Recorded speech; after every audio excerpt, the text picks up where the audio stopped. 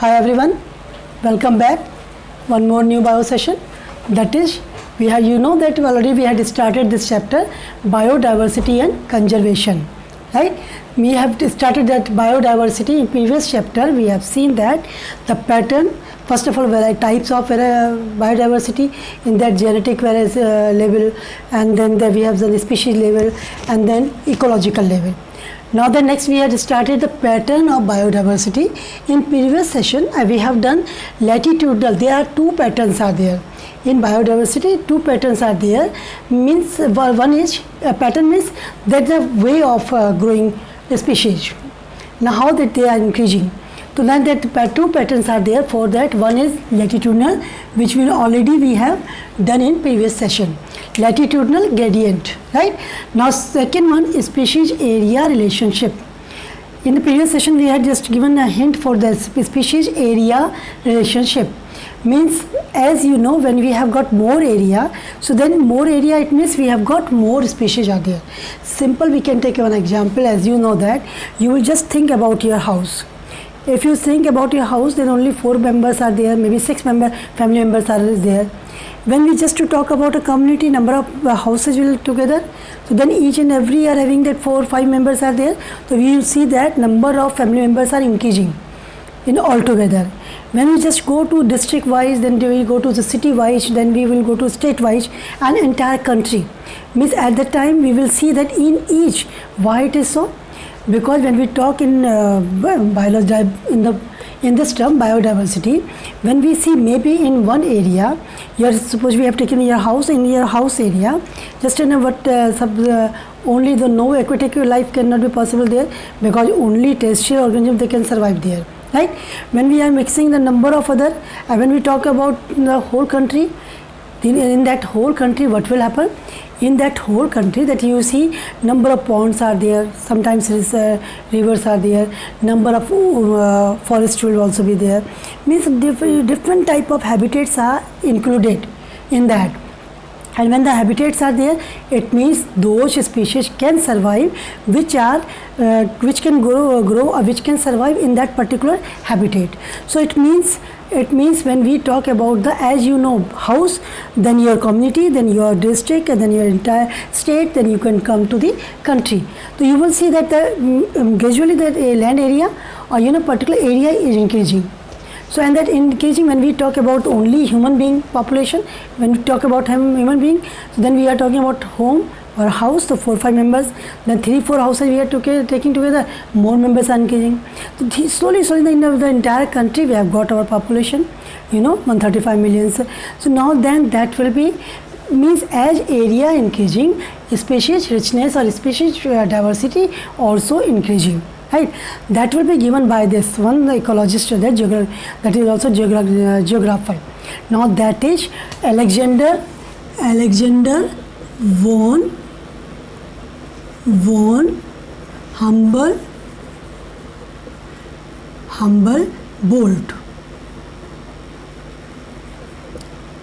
Now they had given that Humboldt.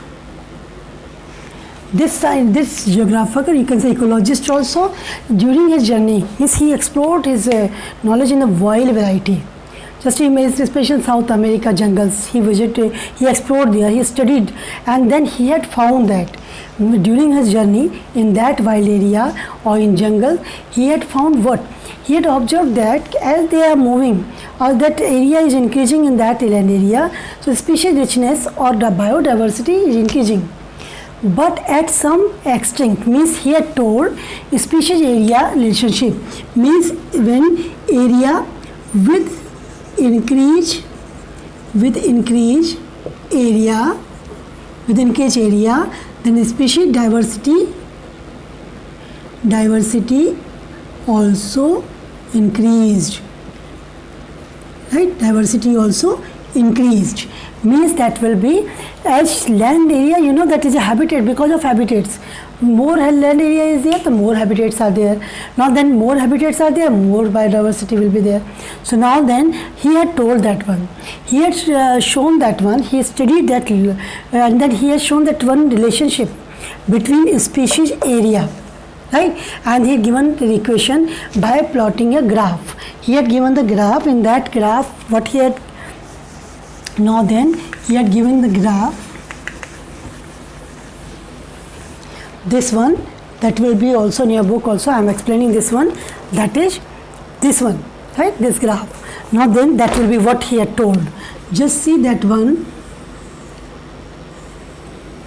You can say that is a species richness, a biodiversity you can say, right? And here you can say area.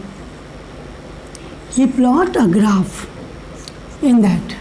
Now one species richness and area.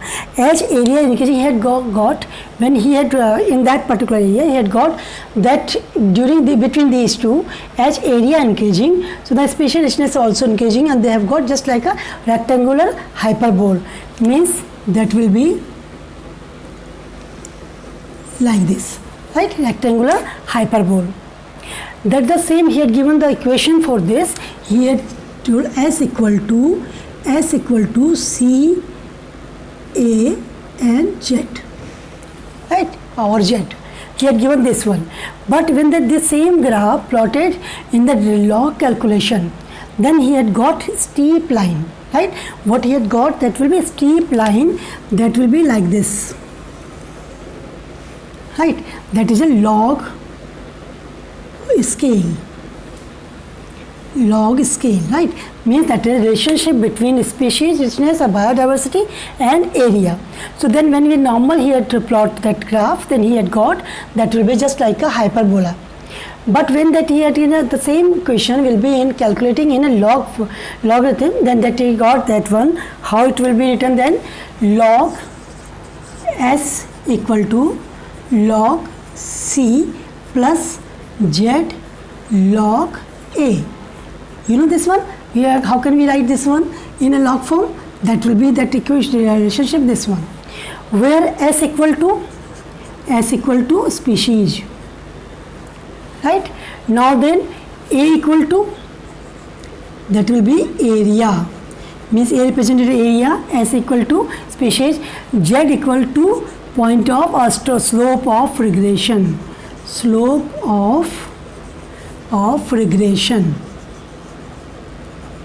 right, and C equal to Y intercept, X and Y, you know, Y intercept. He had told this one. So now first of all we'll talk about this. He had told as land area increasing, so then species richness is also increasing. But he had told what? At some extent, means there is some limit is also there. It happens that the land area is there, the species richness is also there, but at certain point. Why it is so? Because might be some number of climatic factors will also be, might be they die, might be they cannot survive, the competition will also be there. So now then at some extent that will increase. In that the relationship and that equation, by that we can express this one in Humboldt what he had told in that way. So then we will talk about slope of regression. When it shows steep line, it shows that richness, right. Now then if you suppose the two types of lines are there, one is there, one more line we will draw. Suppose one more steep line is like this,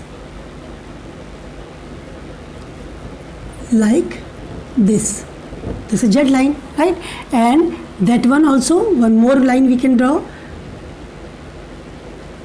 that is also steep, right, that is also steep, this one A or this one B. When we talk about that land area, how much land area, so we'll see, we can find out that, see here, one we will draw like this and come to this, right, and now then we will come to this point and this point. Now you can tell that which area is more, this one, that area is more, or that area is more, right. You see that here when we talk about this area, so more richness is there, less area means that when it will be in this area, that will be having the less richness is there. So that line, that Z line, that is steep, that steepness of this line will show that how that will be species are increasing, or means more steeper line, it means more area and more species richness. Less is there, that is less line. So now the less richness in biodiversity, right? Now then come to this one, slope. Regression means here you can say regression.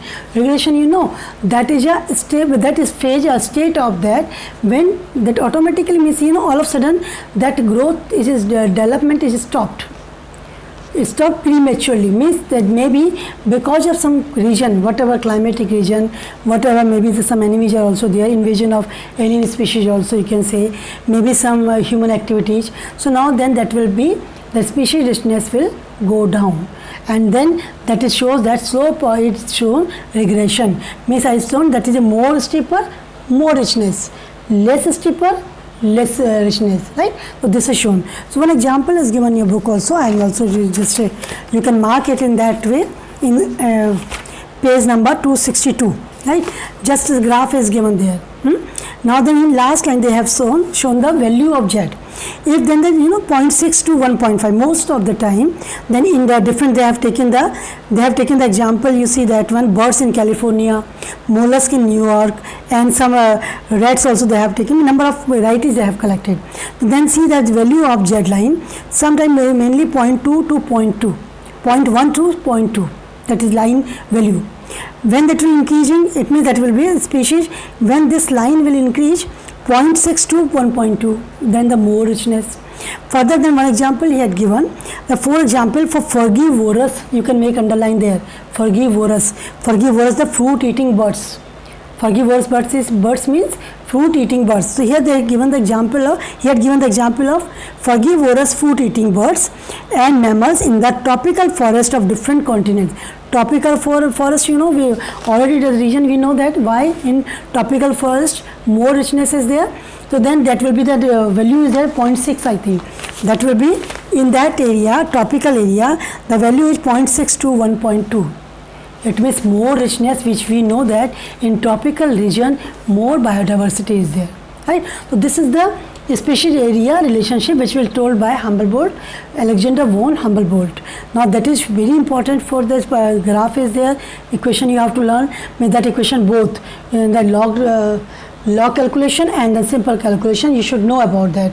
Now then you can then avoid what will be representing, more steeper line, then more species richness or biodiversity. Less steeper because it will depending on area also. Steepness of Z line, that is showing the area, which I have shown this like this. So now then this is species area relationship. So there are two patterns. One pattern is there, latitudinal pattern, where there we have what he had told, that will be more from equator to top polar region we will go, species richness will go down, or that will be less. The region is there again, that there are three regions given in your book also, because one is the climatic activities, which that is a less climatic changes are there. So then that will be no speciation is there, that is stable in tropical region, while in temperate lot of climatic changes are there. Second, less seasonal. In tropical region seasons are there, but that is a moderate. A prediction, we know that when winter will come, when summer will come, when rainy season will come, we know about that. But in temperate region, no prediction is there. All of a sudden it can happen. So because of these region, that in temperate region less biodiversity, in tropical region more diversity, right? So now the next one, how the biodiversity important. In the second point of this biodiversity chapter, that is how that will be important. We see that when we talk about richness, especially we know that it will be important, as you know, food chain or ecosystem, individual organisms are important because they are depending to each other on each. But when we talk about richness, so now then we cannot tell me clear cut, still debate is going on, but the two ecologists were there, they had given their own views. One was David Tillman, one was David Tillman. What he had told, he had related the species richness with the biomass, means biomass as land area, that he had told plot. He studied, he had done his experiments in plot. So that land area, or you can say plot, means that will be the more area, right? So then he had told if more species are there, more biomass is there. So then he had told in land area, then rich biodiversity is there, so then that is a more biomass. more biomass, if rich biodiversity or rich species are there, biodiversity, right? Now then, but again, as Humboldt had told, at some extent. So here also he had told, sometimes, again, some because of some regional enemies are there, maybe some climatic factors are there, so they cannot survive. As you know, supposing a single grass is there in that plot, in that land area, grass species also there.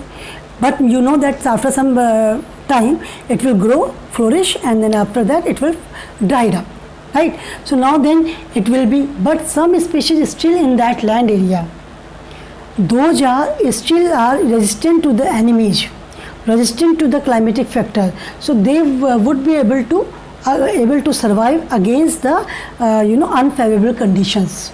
So now then it means in a land area, number of species are there, so it doesn't affect that biomass, because only few species are gone away or vanished, but the whole is not. So then our inland and that plot area, our biodiversity, biomass is there because of biodiversity. He had studied and he had told. Now then second, one more scientist ecologist were there, that is Paul Ehrlich. Right? He had given a very, he had given theory, rivet. The theory is rivet. It's very important. Rivet, Popper hypothesis. Hypothesis means he had given Paul Ehrlich, that is ecology. He was ecologist. He had studied. He had given that the biospecies, and the richness of biospecies. They talk about that, how that he had given the one example. He had taken the example for airplane. Right? You know that rivet. Rivet means, the screws are there. When we have in airplane, all parts of airplane, that airplane, that all parts are fixed with the screws, right? All they are tied together, so that it means that is that all screws are just, we can imagine, or we can represent the species. So if all these parts are fixed with the screws, it means there is no space between that. It means that airplane we can consider as an ecosystem. And that all these species are there in an ecosystem, that will be represented by rivet or screws, nut bolts. We are tightening for nut bolts with that. Now then that will be, all parts are fixed. So now it means all parts are fixed means that ecosystem rich in biodiversity. Now then what will happen? Suppose then in any journey, the one will be each and every that screw, in one screw will step it, means passenger will step out. So then that seat of that step out with it tight with the screw, it will be loose. Might be sometimes in one passenger stepped out from airplane. So now then it will, because that is a species with which will be tightened with the screw. Now then maybe it is not so important. The airplane is running. That is not any problem in that. But now second stop will be there. The second passenger will be just step out. Then again the screw will be. In that way, in that ecosystem, in that whole journey, slowly all parts will be removed, because all parts are tightened with the screws. As they will just move in, all passengers are move out. Then it means what will happen in last? In last, this whole airplane. In last, this whole airplane is gone, vanished. Because of these, each and every species are going out. It means, that shows us, means that airplane is an ecosystem. All nuts and bolts which are tightened with that seat and the passenger sitting there, and then that will be just we are representing them as a species. Right? So now is the early stage when we are in proper airplanes there, all parts, all seats are fixed with a rivet. Now all passengers sit and that journey start. But that means that is an ecosystem is then everything is going on. Food chain is there, food web is there, all that is a cycle, nutrient cycle is also be there. What will be means everything is there in the same airplane is there. But we have seen that slowly one by one, all they are removing from the airplane. So then what will be there? The whole ecosystem will be finished. It means we can say our ecosystem will be finished. So now that will affect our biosphere also. So now then by this theory we can say how species will be important, how this biodiversity important for us, and now then, and they are each food chain, all they are depending to each other, right? So this is for this class we have seen that one only type patterns. One pattern already we have done in the previous session. In that we have done this one species area. Then we have seen that graph, species relation area relationship, that will by showing that plotting the graph, and then equation for this a particular equation is also given. Now then we have done that will be David Tillman, what he had told about the biomass he had told. Now then we have done Paul Ehrlich theory, Rivet Popper hypothesis, right? Means which are shown us how the biodiversity or species is important for us. Now then in graph we will see how that they are pattern of growing by increasing biodiversity, right? So for this class this is enough, and then you will just go through that, because without reading you cannot understand that. So now please take reading daily, whatever being taught, take reading, and then if homework is given we will do that homework also, right? And then do revise and complete your homework. Have a nice day.